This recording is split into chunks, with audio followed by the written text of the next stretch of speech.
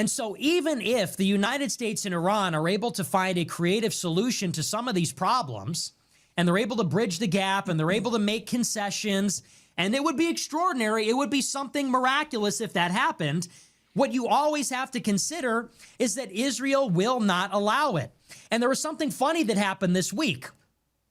So the U.S. and Iran and all the Arab countries, all the Middle Eastern countries got together and are working towards this MOU.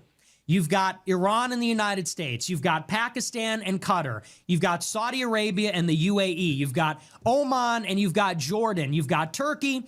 Every country is involved in this deal. Every country is lobbying the United States and Iran to make this deal. And Trump has called all the world leaders, and they all agree this is a good deal. And then we call Israel. Then we call Israel last. After we call everybody, we call Jordan, the Saudis, the Pakistanis, we call everybody. And then once everybody's on board, where does the buck stop? Who has the final say? Who's really the boss? Then Trump calls Israel. And what has been reported in the Israeli press is that Netanyahu is furious. Netanyahu and the Israeli government, they're not even hiding it. It's all over the Times of Israel, Jerusalem Post. They are all saying this is a lousy deal and Trump should never trust the Iranians. Think about their mouthpieces in the United States. Laura Loomer, Mark Levin, Randy Fine, all saying the same thing, which is resume the war, more defensive strikes on Iran. You can't trust them. They'll never agree to anything, and so on and so forth. Now, like we talked about before, one of the key points in the deal is that Iran needs us to get Israel to stop bombing Lebanon. Those are part of Iran's terms and always has been.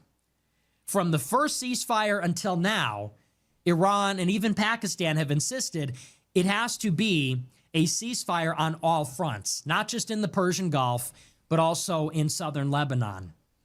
And back then, Israel said no. When Iran told the world that a peace in Lebanon was the only thing that would compel them to open up the Strait of Hormuz, Israel launched their deadliest attack on Lebanon up until that point in the war. They killed hundreds of people. What purpose does that serve other than directly and specifically to undermine a deal and sabotage a deal to prevent future diplomacy? Not only did that sour the ceasefire and Iran immediately closed the strait and said the deal is off, but it also poisons future diplomacy because what it communicates is that Washington has no influence over Israel, which they don't. And if that's the case, then Iran cannot trust the United States. And there's no rapport and there's no trust, and therefore there could be no future deal. So they sabotaged the first ceasefire, and what that did is it made future ceasefires very difficult. And that is their goal. That is what they do. That is what they've always done. And so once again, you have a memorandum of understanding this weekend. It seems like there's been a lot of progress made. According to the rumors, the U.S. and Iran are making some serious concessions. It has the assent of every country in the Middle East. But is there somebody you forgot to ask? Israel says, we don't like the deal. So what do? They launch an all-out attack on Lebanon all over again. Not kidding. We have this MOU ready to go. They're saying tonight all that needs to be done is for the deal to be signed. We're going to go to Camp David tomorrow. The whole cabinet's coming, and this is it. This is the deal. And again, it's a ceasefire on all fronts. That is what gives us the deal. What does Netanyahu do? He says over the weekend, we are never ending the war in Lebanon. As a matter of fact, we're going in. And this is from the New York Times. Again, it says, quote, Prime Minister Netanyahu on Monday signaled that his country's fight with the Iranian-backed Lebanese militant group Hezbollah would actually intensify. Despite an American-brokered ceasefire that took effect in April, Israel and Hezbollah have continued to clash, with each side accusing the other of violating the truce. The fighting has recently escalated, exposing the limits of the fragile agreement. In Mr. Netanyahu's video statement on Monday night, he said the Israeli forces had in recent weeks killed more than 600 Hezbollah militants and indicated the military would intensify the pressure. On Sunday, he said that Mr. Trump had, in a weekend phone call, reaffirmed Israel's right to defend itself against threats on every front, including Lebanon. So this is what we're talking about all the time. And let's just say something very explicit, which is that if Israel did not exist, the U.S. and Iran would have already had a deal by now. They would have had a deal in 2003. They would have had a deal in 2009. They would have had a deal in 2015. They would have had a deal last year. If Israel did not exist, the United States and Iran would not be at war, and wouldn't have been at war for years, maybe for over a decade. Israel is the sole, single, exclusive reason that diplomacy is impossible.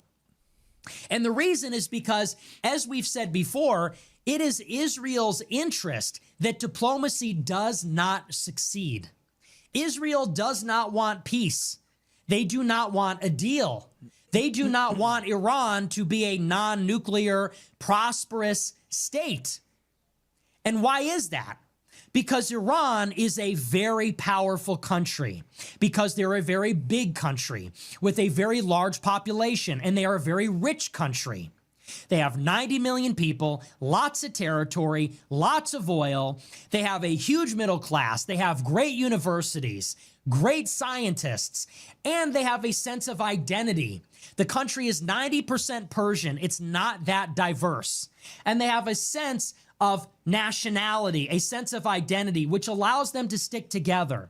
Their society is insular, not trusting of outsiders, meaning it's difficult to infiltrate and subvert.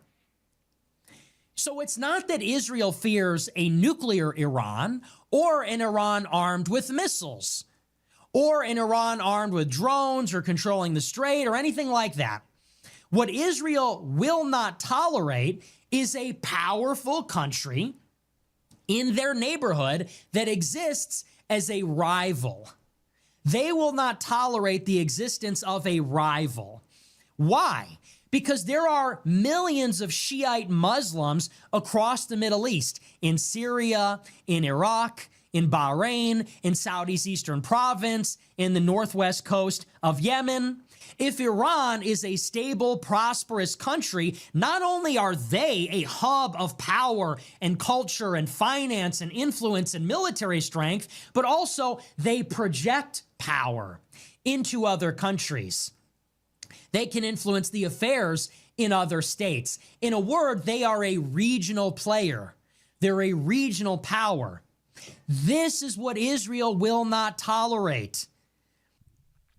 I think it is time to pull the plug on Israel. We just need to just wipe the slate clean. Nothing is happening that's any good from this war in Iran.